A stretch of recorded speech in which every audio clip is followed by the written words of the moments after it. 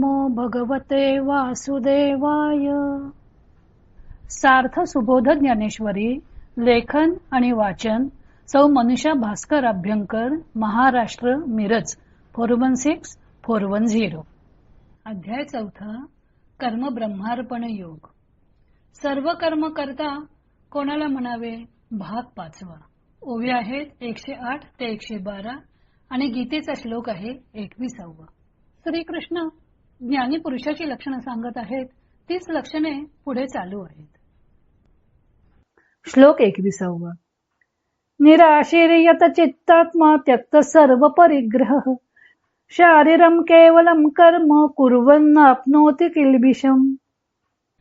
इच्छारहित चित्त व आत्मा यांचे नियमन केलेला, सर्व उपाधींचा त्याग केलेला, शरीर स्थितीला आवश्यक तेवढे कर्म करणारा असा जो मनुष्य, त्याला पाप लागत नाही. कैसी अधिकाधिक आवडी घेत महासुखाची गोडी सांडोनिया आशा कुरोंडी अहम भावेसी.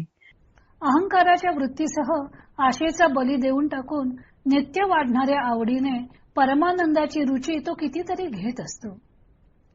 म्हणून अवसरे जे जे पावे की तेनेची तो सुखावे, जया आपुले आणि परावे दोन्ही नाही.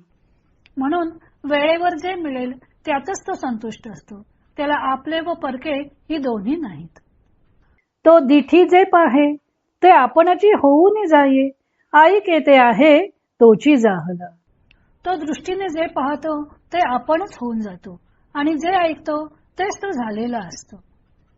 चरणी हन चाले मुखे जे जे बोले, ऐसे चेष्टा जात ते तुले आपणची तू.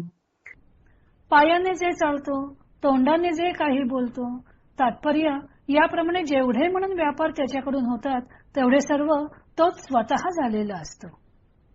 हे असो विश्व पाही जयासी आपण पे वाचून नाही, आता कवन ते कर्म काही बाधित याते. हे असो पहा, हे विश्व ज्याला आपल्याहून वेगळे दिसत नाही, आता त्याला कर्म ते कसले व बाधा ते काय करणार. भगवंत ज्ञानी मनुष्याची लक्षणे सांगताना म्हणतात की ज्ञानी मनुष्याच्या मनात वासनांचा ठाव ठिकाणा नसतो. मन व बुद्धी त्याच्या पूर्णपणे नियंत्रणात असतात.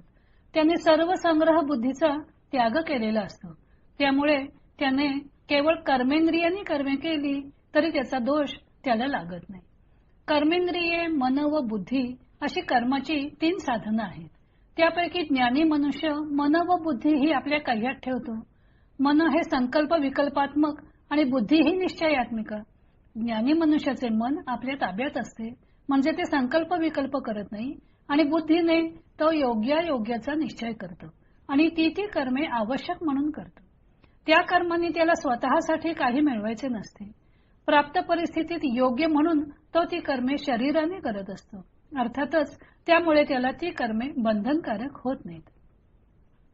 त्यक्त सर्व परिग्रह हा याचा अर्थ करताना शंकराचार्य म्हणतात की संन्याशाने सर्व संग्रहाचा त्याग केलेला असतो व त्यामुळे अन्नादींचाही संग्रह नसल्यामुळे त्याला भिक्षा मागून आपली शरीर यात्रा चालवण्याची योग्यता प्राप्त होते. तसेच शारीर कर्म याचा अर्थ त्यांनी शारीर स्थिती मात्र प्रयोजनम म्हणजे शरीर रक्षणार्थ आवश्यक असणारे स्नान भोजनादी कर्मे असे घेतलेले आहे. परंतु लोकमान्य टिळकांनी केवळ शरीराने म्हणजे कर्मेंद्रियाने केले जाणारे कर्म असा अर्थ केलेला आहे आणि तोच ग्राह्य वाटतो. शरीर धारणार्थ कर्म असा एकदा अर्थ केला की देह रक्षणार्थ आवश्यक असणाऱ्या कर्मांची यादी मारुतीच्या शेपटासारखी वाढतच जाईल. मग त्याला अंतच राहणार नाही. तेव्हा केवळ शरीराने केले जाणारे कर्म असाच त्याचा अर्थ ग्राह्य वाटतो. ज्ञानदेवांनी शंकराचार्यांच्या पेक्षा अधिक व्यापक अर्थ केलेला आहे. ज्ञानदेव म्हणतात की ज्ञानी मनुष्याने अहंकारासह आशेचा बळी दिलेला असतो, म्हणजे अहंकार व आशा यांचा त्याग केलेला असतो. ज्यावेळी जे मिळेल त्यातच तो संतुष्ट असतो, कारण तो आत्मबोधाचे पक्वान्न जेवत असतो. हेच यदृच्छा लाभ संतुष्ट असणे आहे. त्याच्या ठिकाणी आपपर भाव नसतो. श्लोकातील द्वंद्वातीत शब्दाचा अर्थ येथे ज्ञानदेवांनी स्पष्ट केलेला आहे. कर्मयोगी ज्ञानी असतो, त्यामुळे ज्ञानाची लक्षणे त्याच्या ठायी आपोआपच प्रकट होतात. तो दृष्टीने पाहत होते किंवा कानाने ऐकत होते, पायाने चालतो ते किंवा तोंडाने बोलतो ते तो स्वतःच झालेला असतो, असे वर्णन ज्ञानदेवांनी केलेले आहे. सर्व काही तो आत्मरूपच पाहतो. हे असो विश्व पाही जयासी आपण पै वाचून नाही. हे सर्व विश्वच जर त्याला आपल्याहून भिन्न भासत नाही तर त्याला कर्मापासून बाधा कशी काय होणार. पुढेही 2 श्लोकांमध्ये भगवंतांनी ज्ञानी मनुष्याचीच लक्षणे सांगितली आहेत. तो भाग आपण उद्या पाहू.